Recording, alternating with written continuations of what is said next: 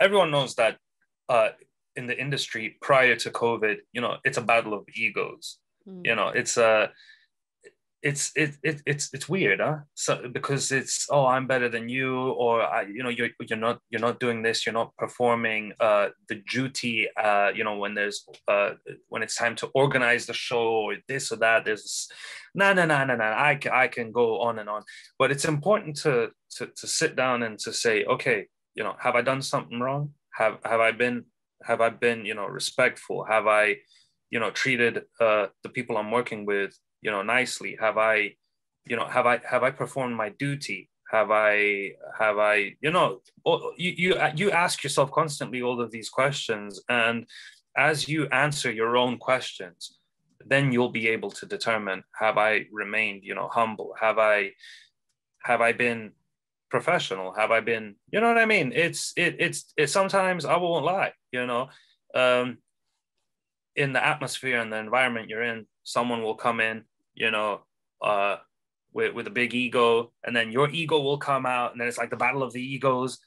But at the end of the day, it doesn't really matter. We're here to play music, and we're together, so we might as well enjoy it together, enjoy it with the people, and have a good time. And at the end of the show, or at the end of whatever it is we're doing, we can, be cordial and enjoy maybe some drinks and a meal after, and talk about it, and kind of say, look what we did, and be proud of what we did, but yeah, definitely. Again, pre-COVID, definitely there's that drive, egos come into play, you're trying to play, you're pushing, because you care, because when you care about something so deeply, and it's your baby, then the ego is going to come out. But as again, it's a year and a half now, and I can't really personally be bothered anymore. I don't have the energy. I'm getting older, so for me, if I can play a room to 200-300 people, some slower music, some deep house, 120, 122, I'm happy.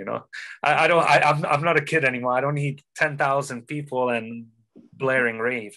Even though from time to time, I will definitely miss that. If that could happen once in a while, I'm really happy. But I don't know.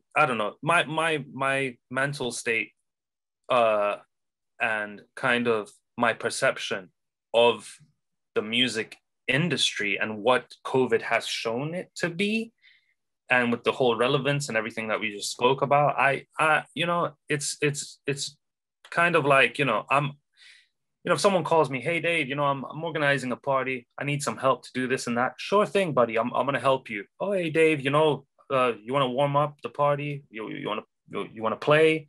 Cool. But it's not gonna be sending emails, getting in touch. Hey, let's, I'm flying here, I'm doing this, let's organize that. But who knows? Maybe I'm speaking like that now. Hopefully, summer will hit. It's a different atmosphere. Maybe something inspires me, and I end up, being driven again. And that's the roller coaster of the situation. I think we are all experiencing. And the roller coaster of the music industry. It is it's a David and Goliath sometimes, unfortunately, literally.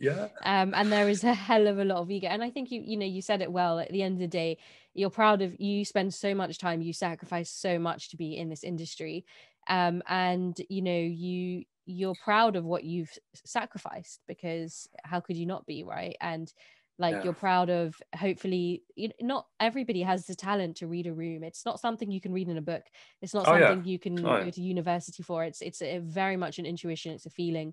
And then it's a hell of a lot of hard work and melodic digging, as it were, to stay ahead of the curve, and building those relationships. So it's easy to understand why there is that, why it exists, but then the way that it's carried out is a totally different thing, because you should never destroy somebody else, on your journey up.